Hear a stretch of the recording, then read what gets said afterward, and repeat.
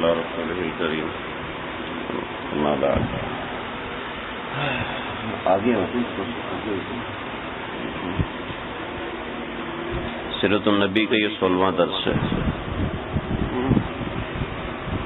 آپ صلی اللہ علیہ وسلم کی زندگی کے ابتدائی احوال سے لے کر آپ کی نبوت ملنے تک کا واقعات ان کا ذکر کیا تھا۔ حضرت خدیجہ، حضرت علی رضی اللہ تعالیٰ عنہما، ان دونوں کے ایمان کا کچھ اجمالی کچھ تفصیلی ذکر، اور حضرت علی، حضرت ابوبکر صدیق کے ایمان کا کچھ اجمالی ذکر کیا۔ اس کے بعد کے کچھ واقعات کا ذکر آج ہوگا انشاءاللہ۔ 3 برس تک آپ صلی اللہ علیہ وسلم نے خفیہ طور پہ تبلیغ کی۔ آج کچھ تمہیدی بات نہیں ہوگی، کوشش کروں گا مختصر سا ہو تاکہ مختصر وقت میں ضرورت کی تمام باتیں ہو جائیں۔ سب سے پہلے ایمان جس نے قبول کیا، آپ صلی اللہ علیہ وسلم پر ایمان لایا، وہ حضرت خدیجہ رضی اللہ تعالیٰ عنہا ہے۔ ایک بات صرف عرض کر دیتا ہوں کہ اللہ کے نبی کا ذکر کر دینا، اللہ کے نبی کا ذکر سن لینا، یہ کتنا بڑا باعث برکت ہے، اتنا بڑا باعث برکت ہے کہ اس سے بڑھ کر شاید ہی کوئی چیز ہو کہ آقا صلی اللہ علیہ وسلم کا ذکر یہ اللہ رب العزت نے خود قرآن میں کیا ہے۔ نہ صرف قرآن میں کیا بلکہ تورات میں کیا، زبور میں کیا، انجیل میں کیا، ساری کی ساری آسمانی کتابوں میں۔ نہ صرف آپ صلی اللہ علیہ وسلم کا ذکر کیا بلکہ آپ صلی اللہ علیہ وسلم کے صحابہ کا بھی ذکر اللہ نے دیگر کتابوں میں کیا، قرآن میں بھی کیا، تورات میں بھی کیا، زبور میں بھی کیا، انجیل میں بھی کیا، اور کئی جگہوں پر صحابہ کا ذکر ہے۔ 31 جگہوں پر صحابہ کا ذکر اللہ رب العزت نے فرمایا۔ قرآن میں تو جگہ جگہ پر اللہ نے اولئک هم الراشدون، اولئک هم الفائزون، اللہ نے جگہ جگہ پہ کلا وعد اللہ الحسنى رضی اللہ عنہم ورضوا عنہ، تو اللہ کے نبی کے ساتھ جو رہتے ہیں اللہ نے ان کا بھی ذکر کر دیا۔ تو بزرگان دین کا یہ تجربہ رہا ہے کہ جہاں اللہ کے نبی صلی اللہ علیہ وسلم کا ذکر ہوتا ہے وہاں پر برکتیں برستی ہیں اور مصیبتیں دور ہونا شروع ہو جاتی ہیں۔ جہاں درود شریف کی کثرت ہوتی ہے وہاں مصیبتیں دور ہوتی ہیں۔ حضرت تھانوی رحمۃ اللہ علیہ نے سیرت کی کتاب لکھنا شروع فرمائی۔ فرماتے ہیں ہندوستان میں دنیا کا سب سے بڑا طاعون کا مرض آ چکا تھا، اور فرماتے کہ جس دن میں سیرت النبی کی کتاب لکھتا تھا، نشر الطیب فی ذکر النبی الحبیب، جب یہ کتاب میں لکھا کرتا تھا تو اس دن کوئی بھی موت نہیں ہوتی تھی۔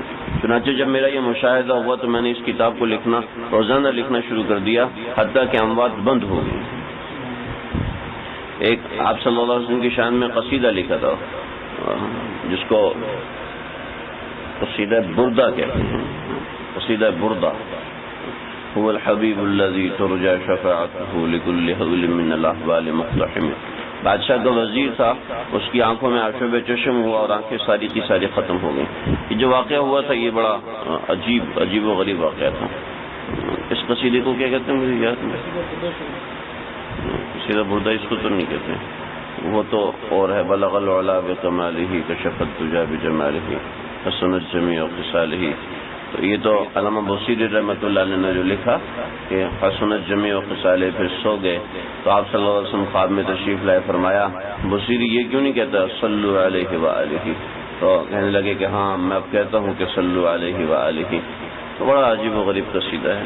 خیر برحال انہوں نے قصیدہ لکھا، اور قصیدہ لکھنے کے بعد بادشاہ وزیر نے خواب میں دیکھا، آپ صلی اللہ علیہ وسلم نے فرمایا تیری آنکھیں ٹھیک نہیں ہوں گی، اس قصیدے کے اشعار اپنی آنکھوں پہ لگا لے، تیری آنکھیں ٹھیک ہو جائیں گی۔ چنانچہ وہ قصیدے کے اشعار هو الحبیب الذی ترجى شفاعته یہ اپنی آنکھوں پہ لگائے تو ان کی آنکھیں بالکل ٹھیک ہو گئی۔ پھر کتنے لوگوں نے استعمال کیا، بالکل ٹھیک ہو گئے۔ ہمارے بزرگ فرماتے ہیں کہ اس قصیدے کا یہ جو شعر ہے، اس شعر کو 1001 مرتبہ پڑھیں، اول آخر 11 مرتبہ درود شریف پڑھ لیں، اس کے بعد جو بھی دعا مانگے اللہ تعالیٰ ضرور قبول فرماتے ہیں۔ تو یہ تو آپ کا ذکر خیر کی برکت ہے۔ 2 شخصیت ایمان قبول کر چکے تھیں، سیدنا خدیجۃ الزہرا، خدیجۃ الکبریٰ، جو بھی نام و لقب دیا جائے کم ہے، یہ وہ خاتون ہے جو سب سے پہلے دائرہ اسلام میں داخل ہوئی۔ با اتفاق علماء، با اتفاق محدثین، سب سے پہلے داخل ہونے والی حضرت خدیجہ ہے۔ اس کے بعد داخل ہونے والے بچے ہیں حضرت علی رضی اللہ عنہ۔ اس کے بعد داخل ہونے والے حضرت زید بن حارثہ بن شرحبیل، لوگ اس لفظ کو پڑھتے ہیں شرجیل، ٹھیک ہے. شرجیل کوئی لفظ نہیں ہے. جو صحابی کا نام شرحبیل بن حسنہ ہے، شرجیل کوئی لفظ نہیں ہے. لوگوں نے اس سے وہ ہا کے نیچے کوئی نقطہ نہیں ہوتا، با کے نیچے نقطہ ہوتا ہے، تو وہ با کے نقطے کو ہا کا نقطہ سمجھ لیتے ہیں، اور وہ جو شوشہ ہوتا ہے اس کو پڑھتے نہیں ہیں تو شرجیل پڑھ لیتے ہیں. اصل ہے شرحبیل، شین پہ پیش ہے. تو زید بن حارثہ بن شرحبیل یہ غلام تھے آپ صلی اللہ علیہ وسلم کے. اوقاز کے میلے میں آپ صلی اللہ علیہ وسلم نے ان کو خریدا تھا، یا حضرت خدیجہ نے خرید کے دیا، یا حضرت ابو طالب سے حضرت خدیجہ نے خریدا، حضرت خدیجہ نے آپ کو ہدیہ کر دیا. مختلف روایات اس میں موجود ہیں. تو بہرحال بچہ ہے، اس پہ غصہ نہیں کریں، تو شکر کریں بیٹھا ہوا ہے. میں نے بچپن میں نا یہ مجھے جو سیرت کو میں کر رہا ہوں نا، تو مجھے یہ بچپن سے ایک چوٹ لگی تھی کہ 2-4 واقعات میں نے کتابوں میں پڑھے آدھے. جب مولوی صاحب نے پورے واقعات سنائے نا، سوچتا کاش یار یہ پورے واقعات سنانے والا ہو، مزہ بھی آئے، پتہ چلے کہ ساری کی ساری چیز. تو بچوں کے لیے بڑی اچھی کتاب، بڑوں کے لیے بھی بڑی اچھی کتاب ہے. آج کل بڑوں کی بھی اردو وہاں تک نہیں ہے، تو بڑی اچھی کتاب ہے سیرت النبی قدم بقدم. عبداللہ فارانی کی کتاب ہے یہ، جو ہمارے شاہ احمد ہیں، ان کا نام قلمی نام تھا عبداللہ فارانی. بہت اچھی کتاب ہے، بہت آسان کتاب ہے، بہت مزیدار کتاب ہے. میں اپنے بچوں کو پڑھ کے سناتا تھا، تو بچہ جب کتاب پڑھنے کا وقت ہوتا تھا اس سے 15 منٹ پہلے نا کتاب کو بغل میں لے کے بیٹھے، اب وہ کب سنانا ہے. حالانکہ میں کہتا یار ان کو اللہ کرے بیٹھ جائے کریں تو میں ان کو پڑھ کے سنوں. وہ کتاب بغل میں لے کے بیٹھو، مغرب کی نماز سے پہلے کتاب بغل میں لے کے ابھی ہم نے نا یہ کتاب سننی ہے. تو چیز ہی ایسی ہے. تو یہ جب درس ہوتا ہے گھر میں شروع کریں. بچوں کو اس چیز کی بڑی ضرورت ہوتی ہے. ہم نے بچوں میں ضرورت پیدا کرتی ہے کارٹونوں کی. بچے کارٹون کی اگلی قسط وہ دیکھتے اب اس کے ساتھ کیا ہوگا، اب اس کے ساتھ کیا ہوگا، اب یہ کیا شرارت کرے گا. بچے اس میں مگن ہو جاتے ہیں. جب بچوں کو یہ چیز بتائی جائے نا، ہمارے استاد جی ہیں، انہوں نے اپنے گھر میں یہ چیز شروع کی، تو کہنے لگے کہ جب میں نے آپ صلی اللہ علیہ وسلم کے انتقال کا ذکر کیا تو وہ بچہ گھر جا کے اتنا رویا. ماں نے پوچھا کیا ہوا؟ کہنے لگے اللہ کے نبی کیوں مر گئے؟ اللہ کے نبی زندہ رہتے میں ان کو دیکھتا، سے باتیں کرتا، ان کے ساتھ بھی کھیلا کرتا. بچے بڑے صاف تختی لے کے پیدا ہوتے ہیں، ہم اس کو گندا کر دیتے ہیں. تو حضرت زید بن حارثہ اس کے بعد تیسرے فرد ہیں جنہوں نے ایمان قبول کیا.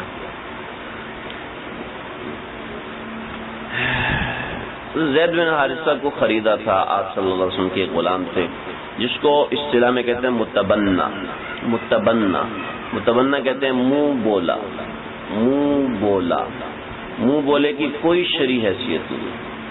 آپ صلی اللہ علیہ وسلم نے حضرت زید بن حارثہ کو منہ بولا بیٹا بنایا، تو اللہ نے جواب میں فرمایا ادعوا لآبائہم، کہ اپنے باپ کے نام سے پکارو. زید بن محمد کے نام سے مت پکارو، زید بن حارثہ کے نام سے پکارو. کیونکہ ان کے ساتھ واقعہ ہوا تھا، میں بھی بتاتا ہوں. زید بن حارثہ بچے تھے، چھوٹے تھے، اپنی ماں کے ساتھ کسی جگہ جا رہے تھے تو ان کے قافلے کے اوپر حملہ ہوا. ماں کو الگ کر دیا، بیٹے کو الگ کر دیا.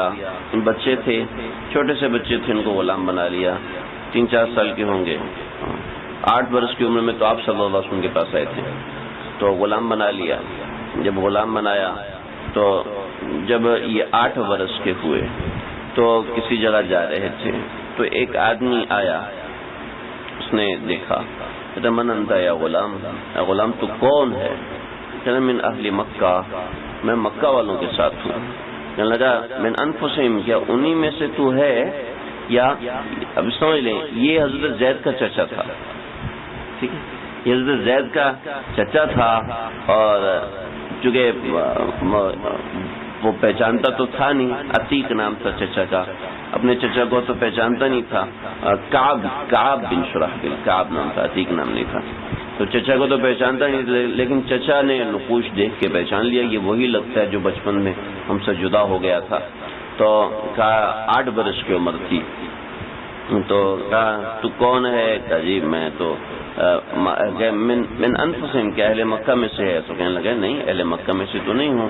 تو کہتے ہیں فحر انت مملوک، تو آزاد ہے یا غلام ہے؟ تو کہنا کہتے ہیں بل مملوک، میں تو غلام ہوں. تو کہنا کہ انت عربی ام عجمی، تو عربی ہے یا عجمی ہے؟ کہنا بل عربی، نہیں میں عربی ہوں عجمی نہیں ہوں.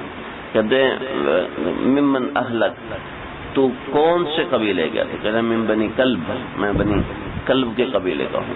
کہنا بنی کلب کو کون سا قبیلہ؟ کہنا میں بنی عبد ود، میں بنی عبد ود کا ہوں. کہتے ہیں تو بیٹا کس کا ہے؟ کہتے ہیں میں حارثہ بن شرحبیل کا بیٹا ہوں. تو چچا ساتھ لگ گیا، اطلاع بھیجوائی کہ اس کے باپ کو بھیجو. چنانچہ اس مقام تک پہنچے، مکہ تک پہنچ چکے تھے. بعض روایت میں کہ سفر میں دیکھا تھا، بعض روایات میں ہے کہ مکہ میں حج کے لیے آئے تھے. تو حج کے موسم میں انہوں نے دیکھا، پھر بلایا تو وہ آگے تو بتایا کہ آپ کا بیٹا تو یہاں پر ہے. تو باپ کے جذبات ہوتے ہیں. تو کہا چلو ان کی ماں تو پتہ نہیں کہاں چلی گئی، اس نے باندی بنا لیا، کہاں چلی گئی. تو بیٹا تو مل گیا، تو یہ اولاد ہے. تو کہنے لگے اے آل حشام، اے آل بنو مطلب، آپ صلی اللہ، ہم تم سے ایک بات کرنا چاہتے ہیں ایک لڑکے کے بارے میں. تو تم اپنے کسی ایسے کو بلاؤ جو اس لڑکے کو جانتا ہو، زید کو جانتا ہو. کہاں زید کو تو جاننے والا ایک آدمی ہے. چنانچہ آپ صلی اللہ علیہ وسلم کو بلایا. تو عربوں میں یہ رواج تھا کہ کسی کے سامنے کھڑے ہوتے تھے تو اس کی شان میں قصیدے پڑھتے تھے، تو اس کے بعد اس سے آگے بات کیا کرتے تھے. پہلے اس کی شان میں بڑے بڑے کلمات پڑھتے تھے اور ان کو خراج تحسین پیش کرتے تھے. اسے اللہ نے خراج تحسین پیش کیا، لإیلاف قریش ایلافہم رحلۃ الشتاء والصیف فلیعبدوا رب هذا البیت الذی اطعمهم من جوع وآمنهم من خوف خذ هذا وانا ابو سلیمان. حضرت خالد بن ولید آتے تھے تو کہتے پکڑ لو میری تلوار، میں ہوں ابو سلیمان. اگر یا تو سامنے والا تعریف کرتا تھا یا خود اپنی تعریف کرتا تھا. تو چنانچہ وہ شاعر تو نہیں تھا، تو اس نے کچھ کلمات کہے کہ یا بنی عبد المطلب یا ابن سید قومہ انتم اہل حرم اللہ وجیرانہ تکفون العسیر العانی وتطعمون الجائع وجئناک بہذا الغلام. اے لوگو، تم لوگوں کو کھانا کھلاتے ہو، تم لوگوں کو پانی پلاتے ہو. اجعلتم سقایۃ الحاج وعمارۃ المسجد الحرام، تم مسجد حرام کی عمارت کا خیال کرنے والے ہو، تم اللہ کے گھر کے نگرانی کرنے والے ہو، پاسبانی کرنے والے ہو. تمہارے پاس میں ایک مطالبہ لے کر آیا ہوں، تم میرا مطالبہ قبول کرو. میں کہا آپ مطالبہ بتاؤ، کیا مطالبہ؟ کہ ہمارا مطالبہ زید بن حارثہ ہے. کہا کیا مطالبہ زید بن حارثہ؟ یعنی کہ 70,000 درہم لے لو یا 700 درہم، تم ان کے پیسے نہیں، یہ تو ان کی خریداری کے وقت 700 درہم کا مسئلہ تھا. ان کی ہم سے سودا کر لو، جو تم اس کے پیسے مانگتے ہو ہم تمہیں اس کے پیسے دینے کو تیار ہیں، جو تم مانگو گے ہم اس کے 2 گنا اور 3 گنا دینے کو بھی تیار ہیں. آپ یہ لڑکا ہمارے حوالے کر لیں. تو زید بن حارثہ کی عمر 8 برس. آپ صلی اللہ علیہ وسلم نے فرمایا تم لوگوں نے بہت اچھی بات کی، لیکن میں جو تمہیں بات کرنے جا رہا ہوں وہ اس سے بھی اچھی بات ہے. کیا؟ نے فرمایا کہ میں لڑکا تمہارے سامنے کر دیتا ہوں، وہ اگر تمہارے ساتھ جانا چاہے تو میری طرف سے ہدیہ، اور اگر تمہارے ساتھ جانا نہ چاہے تو میں کسی قیمت پر اس کو تمہارے ساتھ بھیجوں گا نہیں. تو یہ کیسے ہو سکتا ہے کہ ہمارا بیٹا اور ہمارے ساتھ نہیں جائے گا؟ ایسا تو نہیں ہو سکتا نا. چنانچہ آپ صلی اللہ علیہ وسلم نے زید بن حارثہ کو بلایا. زید بن حارثہ تشریف لائے. ان کو جانتے ہو؟ کہ ہاں ایک کعب بن حارثہ ہے، ایک کعب بن شرحبیل ہے، ایک حارثہ بن شرحبیل ہے، ایک میرا چچا ہے اور ایک میرا والد ہے. کیا تم ان کے ساتھ جاؤ گے؟ کہ نہیں.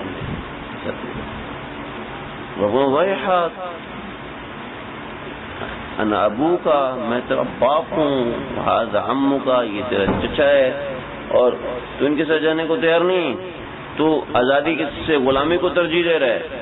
کہا کہ ہاں، میں نے ان میں جو چیز دیکھی ہے وہ مجھے سارے عالم میں کہیں دکھائی نہیں دی۔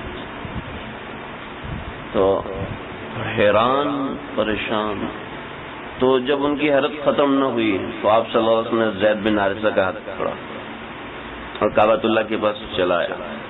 کعبۃ اللہ کے پاس چلانے کے بعد کہنے لگے، حجر اسود کے پاس یا مقام ابراہیم کے پاس پہنچے تو ہمیں ان زید ابنی ارثہ ویرثنی، زید میرا وارث ہے، میں اس کا موروث ہوں، زید میرا وارث ہے، زید آج سے میرا بیٹا ہے، یہ زید بن محمد ہو گیا، یہ آج کے بعد میرا بیٹا ہو گیا۔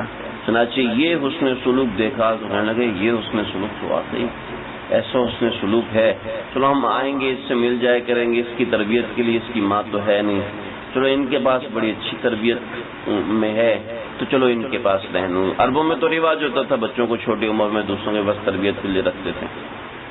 چنانچہ حضرت زید بن حارثہ رکے۔ جیسے ہی آپ صلی اللہ علیہ وسلم کی اسلام بعثت ہوئی تو حضرت زید بن حارثہ نے اسلام قبول کر لیا تھا، تو یہ غالباً اسلام کی قبولیت کے بعد کا واقعہ ہے۔ تو حضرت زید بن حارثہ کی تھوڑی سی یہ تحقیق تھی، تو حضرت زید بن حارثہ نے تیسرے نمبر پر اسلام قبول کیا۔ اس کے بعد نمبر آتا ہے سیدنا ابو بکر صدیق رضی اللہ عنہ کا۔ آپ لوگوں کے ذہن میں ہو سکتا ہے بے شمار باتیں آ رہی ہوں کہ آج تک ہم نے سنا تھا سب سے پہلے اسلام سیدنا ابو بکر صدیق نے ہی قبول کیا، تو آپ کے ذہن کی آئی ہوئی باتیں بھی بالکل ٹھیک ہیں۔ پھر تیسرے نمبر پہ اسلام قبول کیا، یہ بھی بالکل ٹھیک ہے۔ مسئلہ یہ ہے کہ جو لوگ خود مختار تھے ان خود مختار لوگوں میں سب سے پہلے اسلام قبول کرنے والے سیدنا ابو بکر صدیق ہیں۔ حضرت خدیجہ بھی خود مختار نہیں تھی، آپ کی ماتحت تھی۔ حضرت علی رہتے ہی آپ کے ساتھ تھے بچپن سے، حضرت زید بن حارثہ رہتے ہی آپ کے ساتھ تھے، تو یہ خود مختار نہیں تھے۔ پہلا خود مختار شخص جس نے اپنی مرضی سے اسلام قبول کیا، ماتحتی میں آ کے اسلام قبول نہیں کیا، اپنی مرضی سے اسلام قبول کیا، وہ شخص ہے سیدنا ابو بکر صدیق رضی اللہ عنہ۔ اچھا، ہم لوگ یہ سمجھتے ہیں کہ یہ جو انہوں نے اسلام قبول کیا قسم پرسی کی حالت میں، نہیں، سیدنا ابو بکر صدیق مکہ کے بڑے سردار تھے۔ ان کو 3 وجہ سے بڑی فوقیت حاصل تھی پورے مکہ میں۔ ابھی جو مکہ ٹاور بنا ہوا ہے نا، اس کی 4تھی منزل ہے، وہاں پر اس جگہ پر پہاڑ تھا، اس جگہ پر سیدنا ابو بکر صدیق کا گھر تھا، اور ایک پیچھے باب فہد سے جائیں تو ایک چھوٹی سی مسجد بنی ہوئی ہے، اس مسجد کی جگہ پر سیدنا ابو بکر صدیق کا گھر تھا۔ 2 گھر مکہ میں سیدنا ابو بکر صدیق کے تھے۔ تو سیدنا ابو بکر صدیق کو 3 وجہ سے مکہ میں بڑے عزت سے دیکھا جاتا تھا۔ نمبر 1، ان جیسی بڑی دعوتیں کوئی نہیں کر سکتا تھا۔ جتنی بڑی دعوتیں یہ کرتے تھے ویسی دعوتیں کسی کے اختیار میں نہیں تھیں۔ یعنی کہ کوئی اگر دعوت کرتا 100 بندوں کی تو یہ دعوت کرتے 10,000 بندوں کی۔ یہ میں واقعہ نہیں بتا رہا، صرف ایک اندازہ بتا رہا ہوں کہ ان کی دعوتوں میں یہ دعوت کرتے 2 لوگ دعوت کرتے ایک ٹائم کی، ابو بکر صدیق دعوت کرتے 19 دنوں کی۔ 19 دنوں کی دعوت ہے، آؤ کھاتے جاؤ کھاتے جاؤ رہتے جاؤ کھاتے جاؤ، رہو بھی میرے پاس، کھاؤ بھی میرے پاس، رہو بھی میرے ساتھ، جو سب چیزیں کپڑا ہی دوں گا، سامان دوں گا، سب دوں گا، میرے پاس ہوگا۔ ایسی دعوت۔ آج کل تو مہمان آتے نا، کہاں سے؟ کوئٹہ سے تشریف، ماشاء اللہ۔ کہاں گیا میں؟ ہوٹل کرانا ہے۔ ہاں کرا لو، آج کل حالات اچھے نہیں ہیں، ہوٹل میں ہی رہنا چاہیے۔ تو آج کل تو یہ حالات ہیں، یہ معاملات ہیں۔ ہمارے پاس ہوتے تو پھر تمہیں یہاں رہنا پڑتا، وہاں رہنا پڑتا۔ شکر ہے تم نے ہوٹل کرا لیا۔ وہ بیچارہ کہتے ہیں یار شکر ہے میں نے بول دیا ہوٹل کا۔ تو بہرحال سیدنا ابو بکر صدیق سخاوت یہ تھی، پہلی وجہ امتیاز۔ دوسری، سیدنا ابو بکر صدیق رضی اللہ عنہ نہ صرف پڑھے لکھے تھے بلکہ خواب کی تعبیر کے ماہر تھے۔ عرب میں خواب کی تعبیر کے ماہرین میں سیدنا ابو بکر صدیق کا شمار ہوتا ہے۔ علامہ زمخشری رحمۃ اللہ علیہ فرماتے ہیں کہ عرب میں سب سے بڑا علم تعبیر جس کو ملا ہے وہ آقا صلی اللہ علیہ وسلم ہے، اور اس کے بعد جس کو ملا ہے وہ سیدنا ابوبکر صدیق ہیں، پھر اس کے بعد جس کو ملا ہے وہ علامہ ابن سیرین ہیں، جن کی تعبیر رویا آج تک چل رہی ہے، اس کے ٹکر کی کوئی کتاب نہیں آئی۔ تقریباً 1200-1300 برس ہو چکے ہیں، اس کی ٹکر کی تعبیر رویا کی ٹکر کی کوئی کتاب نہیں آئی نہیں ہے۔ کسی نے لکھنے کی کوشش کی ہو، چلو ناکام ہو گئی ہو، آئی نہیں ہے۔ تعبیر رویا اس زمانے سے آج تک چل رہی ہے، اس سے دیکھ کے کوئی اپنی تعبیریں نکالتے تو وہ صحیح نہیں ہے بھائی، ایسے علماء نکالتے ہیں تعبیریں، ہر کوئی شخص تعبیر نہیں نکال سکتا۔ اور تیسرے حضرت ابوبکر صدیق انساب کے ماہر ہیں، نسب کے، یہ اس کا بیٹا ہے، وہ اس کا بیٹا ہے، وہ اس کا بیٹا، وہ اس کا بیٹا، اس کے باپ کے کیا حالات ہے، اس کے باپ کے کتنے دوست تھے، ان دوستوں کا کیا نسب تھا، ان کا نسب کہاں جا کے ملتا ہے، پھر وہ آدم علیہ السلام سے کتنے پشتوں کے فاصلے پر، حضرت یعقوب سے کتنے پشتوں کے، وہ اس سے کتنے پشت، وہ اس سے کتنے پشتوں کے فاصلے پر ہے، یہ ہوتا ہے نسب۔ بڑا مشکل علم ہے، کیوں وسیم بھائی اپنے پردادا کا نام آتا ہے، اس کے احوال معلوم ہے؟ ہمیں بھی نہیں آتا بھائی، ہمیں آتا ہے، ہمارے پردادا کا نام عبداللہ تھا، بشیر بن باغ علی بن عبداللہ ہیں۔ عبداللہ کیا تھا کیسا تھا ہمیں کوئی نہیں پتا، سیدنا ابوبکر صدیق اوپر تک سارے حالات جانتے تھے، اور اس کے کون دوست تھے، پھر وہ کہاں سے ہے کیسے ہے سب پتا تھا۔ تو یہ انصاب کے نسب کے ماہر، انصاب کے ماہر ہوا کرتے تھے سیدنا ابوبکر صدیق۔ تو یہ 3 وجہ سے بڑی فوقیت حاصل کی۔ تو ان کا نام تھا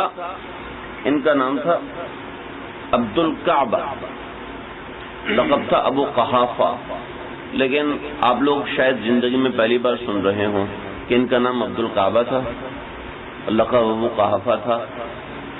سب سنتے ہیں ابو بکر، یہ ان کا نام عرب نے خود ڈالا تھا کہ یہ عبد الکعبہ نہیں، یہ ابو بکر ہے۔ بکر کہتے ہیں صفات کی انتہا کو، بکر کہتے ہیں صفات اور نورانیت کی انتہا کو، تو یہ تھے ابو بکر، یعنی ان صفات کی نورانیت کی انتہا پہ تھے۔ زندگی بھر شراب نہیں پی، کہ کبھی مدہوش نہیں ہوئے کہ بے ہوش ہو جاؤں تو ایسا کوئی جملہ نکل جائے جو کہ غیر سنجیدگی کا ہو، تو بڑی عزت کیا کرتے تھے ابو بکر صدیق کی۔ جب آپ صلی اللہ علیہ وسلم نے نبوت کا اعلان فرمایا، سیدنا ابو بکر صدیق اور آپ صلی اللہ علیہ وسلم بچپن سے دوست تھے، اور بہت پکے دوست تھے، بڑے گاڑے دوست تھے، یہاں تک کہ دوستی مشہور تھی سب کی۔ ابھی جو واقعہ بتاؤں گا اس سے آپ کو پتہ چل جائے گا کیسی مشہور دوستی تھی، لیکن اس سے پہلے 2 واقعات سنیں۔ ایک واقعہ شام ان کے ساتھ ہوا کہ شام میں انہوں نے خواب دیکھا۔ خواب یہ دیکھا کہ چاند ہے وہ مکے میں اتر آیا، اور مکے میں اتر کے اس نے سارے مکہ کو روشن کر دیا، اور پھر اس کے بعد وہ چاند میری گود میں آ گیا۔ میں خود خواب کی تعبیر کا ماہر ہوں، اس کا کیا مطلب ہے؟ تو یہ گیا بحیرہ کے پاس کہا کہ میں خود خواب کی تعبیر کا تو ماہر ہوں، مجھے اس خواب کا مطلب سمجھ میں نہیں آ رہا۔ کہنے لگا تو ابو قحافہ ہے؟ ابو قحافہ؟ تو ابو قحافہ ہے؟ کہاں ابو قحافہ، تو نے خواب دیکھا ہے کہ حرم میں ایک شخص نبوت کا دعویٰ کرے گا، اور تو زندگی میں اس کا ساتھی ہوگا، اور مرنے کے بعد تو اس کا وزیر ہوگا۔ خواب دیکھا، وہاں سے چلے تو ازد کے ایک شیخ تھے، ازد، الف زال اور دال، ازد کے ایک شیخ تھے۔ انہوں نے دیکھا ادھر آؤ، ابو بکر صدیق کو بلایا، کہا کہ میرا خیال ہے کہ تم حرم سے ہو، میرا خیال ہے، ایک منٹ میں دیکھوں گا،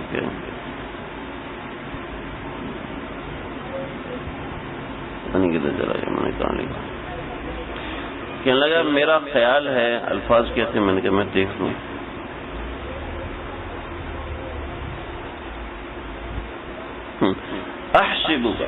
احسبک حرمیا، میرا خیال ہے کہ تم حرم کے ہو۔ ہاں، صدیق نے فرمایا ہاں میں حرم کا رہنے والا ہوں۔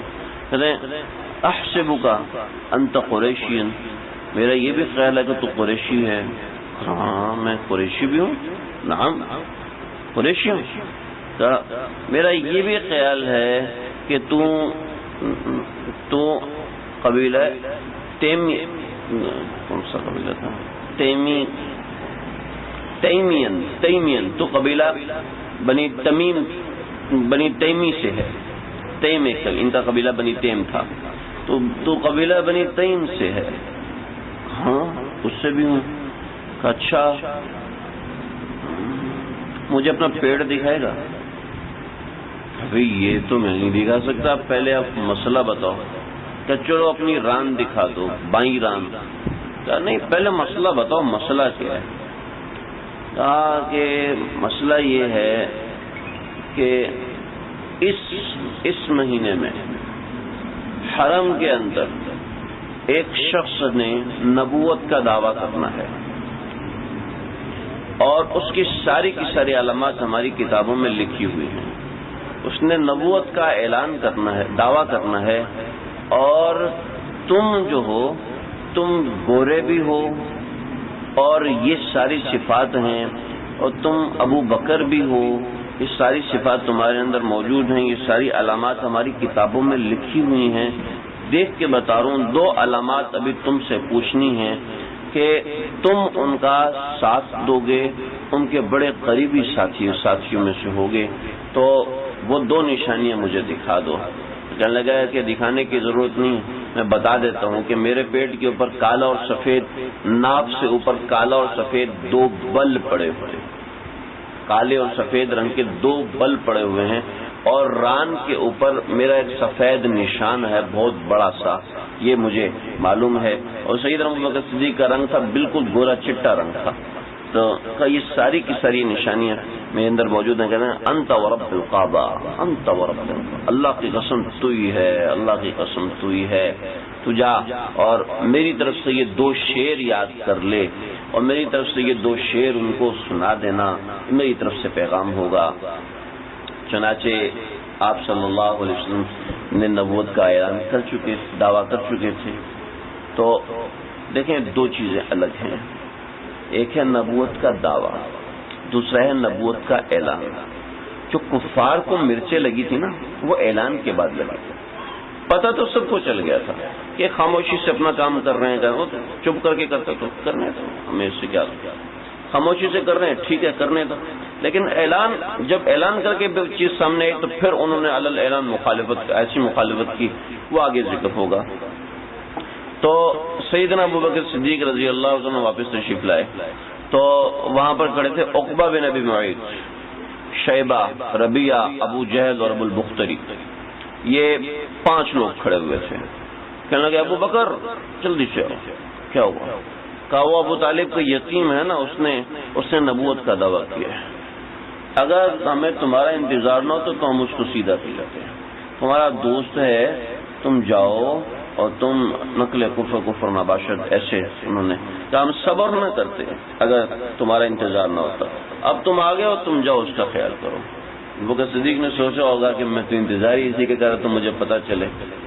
چنانچہ سیدنا ابوبکر صدیق آپ کے دروازے پر گئے، آپ کا دروازہ بجایا، اور جیسی دروازہ کھولا تو آپ نے فرمایا یا ابا بکر انی رسول اللہ الیک و الی کل الناس، میں اللہ کا رسول ہوں تیری طرف اور تمام لوگوں کی طرف. تو اب مختلف روایات ہیں. ایک روایت ہے کہ یا رسول اللہ دلیل کیا ہے، دلیل کیا ہے. تو ایک روایت میں ہے آپ صلی اللہ علیہ وسلم نے فرمایا کہ رؤیت الذی رأیت بالشام، وہ خواب جو تو نے شام میں دیکھا تھا وہ میری دلیل ہے. اور ایک روایت میں فرمایا کہ وہ جو 2 اشعار تجھے بابا نے سنائے تھے، وہ 2 اشعار میری نبوت پر دلیل ہیں. وہ 2 اشعار مجھے نہیں ملے، میں نے بہت تلاش کیے، مجھے وہ 2 اشعار نہیں ملے کہ وہ 2 اشعار تھے کیا. میں نے علماء کو دیا ہوا، اپنے جو ہمارے دارالفتاح کا گروپ ہے میں نے اس میں ڈالا ہوا ہے کہ بھئی کسی کو اشعار پتہ ہوں تو مجھے بتائیں. وہ ہوئے تو میں انشاءاللہ بتا دوں گا. تو آپ صلی اللہ علیہ وسلم نے کہنے لگے کہ اب سیدنا ابوبکر صدیق رضی اللہ عنہ نے فوراً ایمان قبول کر لیا. کہا اے میرے حبیب مجھے یہ بتائیے کہ آپ کو یہ کس نے بتایا؟ آپ نے فرمایا کہ مجھے اس فرشتے نے بتایا جو فرشتہ تمام انبیاء کے پاس وحی لے کے آیا کرتا تھا، اس نے مجھے بتایا، لہذا مجھے اس سے پتہ چلا. سیدنا ابوبکر صدیق نے ایمان قبول کیا اور آپ کے ماتھے کے درمیان بوسہ دیا. یہ تھے سیدنا ابوبکر صدیق رضی اللہ عنہ جنہوں نے آپ صلی اللہ علیہ وسلم کے ہاتھ ایسے ایمان قبول کیا. ایک بات اس کے بعد حضرت طلحہ کا ایمان ہے، وہ تھوڑا سا مختصر ہے، تو اس کے بعد میں وہ ذکر کروں گا. کچھ محدثین نے لکھا ہے، سراج بلقینی اور زین عراقی نے کچھ لکھا ہے کہ بحیرہ، ورقہ بن نوفل، نستورہ. بحیرہ، ورقہ بن نوفل، نستورہ، انہوں نے پہلے ایمان قبول کیا تھا، سیدنا ابوبکر صدیق سے پہلے ایمان قبول کیا تھا. لہذا آزاد لوگوں میں سب سے پہلے ایمان قبول کرنے والے یہ ہیں. لیکن یہ سراج بلقینی اور زین عراقی کا قول ہے، اس کے بعد جمہور علماء کا قول نہیں ہے. وجہ اس کی کیا ہے وہ میں آپ کو بتا رہا ہوں. نمبر 1 ہے نبوت، نمبر 2 ہے رسالت. سمجھ رہے میری بات؟ بہت تو نہیں ہو رہے نا.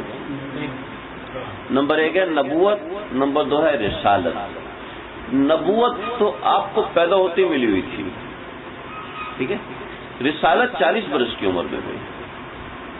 انی کنت نبیا، میں اس وقت نبی بن چکا تھا جب آدم علیہ السلام روح اور جسد کے درمیان تھے. میں اس وقت نبی بن چکا تھا جب آدم علیہ السلام مٹی میں گندے ہوئے تھے. تو اللہ کے نبی نے فرمایا میں اس وقت نبی بن چکا تھا. تو نبوت وہ تھی، رسالت 40 برس میں. نبوت تو آپ کو پہلے سے ملی ہوئی تھی، اور تمام انبیاء پیدائش سے نبی ہوتے ہیں، رسالت بعد میں ہوتی ہے. تو نبوت تو آپ صلی اللہ علیہ وسلم کو ملی ہوئی تھی، اور جنہوں نے اقرار کیا انہوں نے نبوت کا اقرار کیا. بحیرہ نے آپ کی نبوت کا اقرار کیا، ورقہ بن نوفل نے آپ کی نبوت کا اقرار کیا، نستورہ نے آپ کی نبوت کا اقرار کیا. اور جتنے بھی پادری سکتی کا قصہ میں نے بالکل ابتدا میں بتایا، انہوں نے آپ کی نبوت کا اقرار کیا، انہوں نے آپ کی رسالت کا اقرار نہیں کیا، کیونکہ وہ کر نہیں سکتے تھے، ان کو وقت نہیں ملا. اگر رسالت کا وقت ہوتا تو وہ رسالت کا اقرار کرتے ہیں. کیونکہ آپ کی بعثت نہیں ہوئی تھی تو ایسے لوگ مسلمان کہلائے جاتے ہیں، لیکن اہل فطرت کے مسلمان کہلائے جاتے ہیں.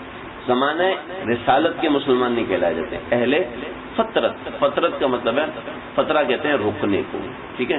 تو جب زمانہ رکا ہوا تھا نبوت کے لحاظ سے، نہ حضرت عیسیٰ کی نبوت تھی نہ آپ صلی اللہ علیہ وسلم کی نبوت تھی، تو جب اس کو کہتے ہیں اہل فطرت کا زمانہ.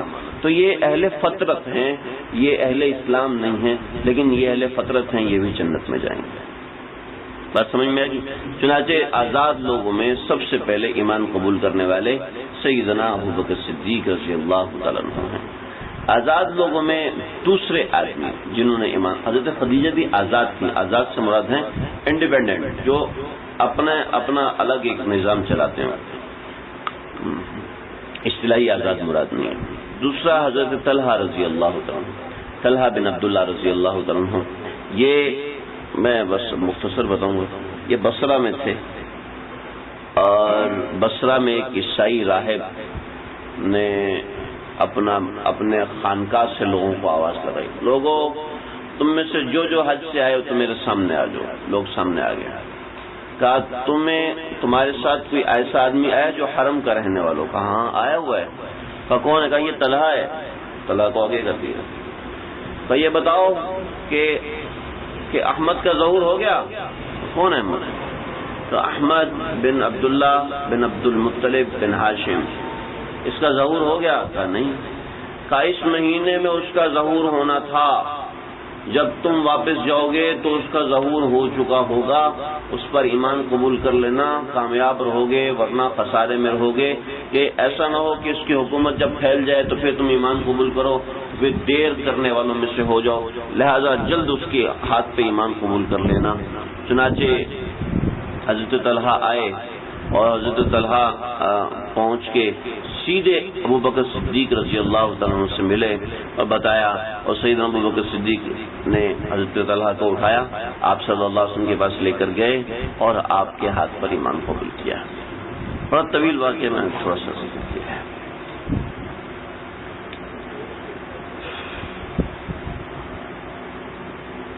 اچھا، ایک روایت آتی ہے طلحہ بن عبداللہ کے نام سے، تو خیر اس کی یہاں پہ ضرورت نہیں ہے۔ تیسرا ایمان قبول کرنے والے جو شخص تھے آزاد لوگوں میں، وہ تھے عبداللہ بن مسعود رضی اللہ عنہ۔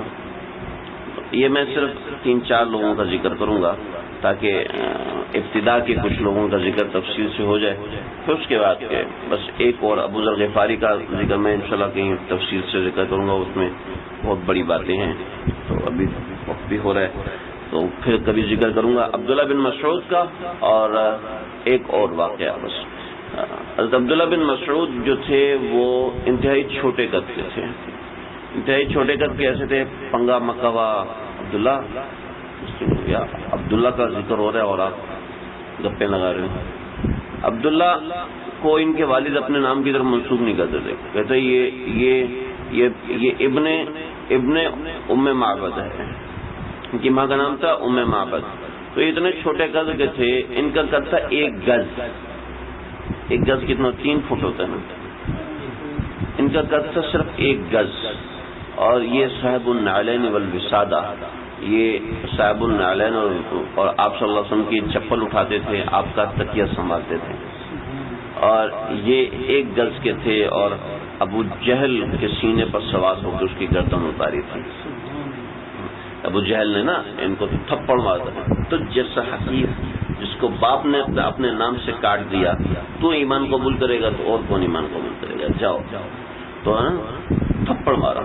تو قرآن مجید میں نا ناصیۃ کاذبۃ خاطئہ فلیدع نادیہ سندع الزبانیہ، قرآن میں یہ انہی کی شان میں ہے کہ ناصیۃ، تیری پیشانی اتنی چھوٹی سی ہے اور تو دعوے اسلام قبول کرنے کے نعرے لگا رہا ہے، تو اللہ نے قرآن میں فرمایا سندع الزبانیہ، ہم اس کو دیکھ لیں گے۔ چنانچہ اس کی پیشانی وہیں اللہ نے بدر میں خاک آلود کروائی۔ یہ اقرا سب سے پہلے نازل ہونے والی ہے، سب سے ابتدا میں نازل، باقی مکمل بعد میں ہوئی۔ تو اللہ نے اقرا میں بتا دیا ابو جہل کا ہونا کیا ہے، اس کے ساتھ ہونا کیا ہے۔ چنانچہ ابن مسعود نے سینے پہ چڑھ کے اس کی گردن کاٹی۔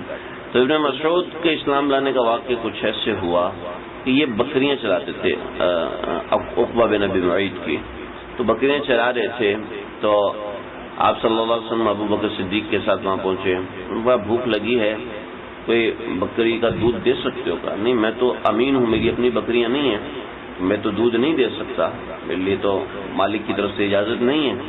تو میں ماشاءاللہ بڑا اچھی بات ہے، کوئی ایسی بکری بتا دو جو کہ 2 روایتیں، جس کا تھن ہی نہ کھلے ہوں۔ ایک روایت جو صحیح جمہور نے لی ہے وہ یہ ہے کہ جو بوڑھی ہو چکی ہو، جس کے تھنوں میں کوئی دودھ رہا ہی نہ ہو، سوکھ چکے ہوں جس کے تھن۔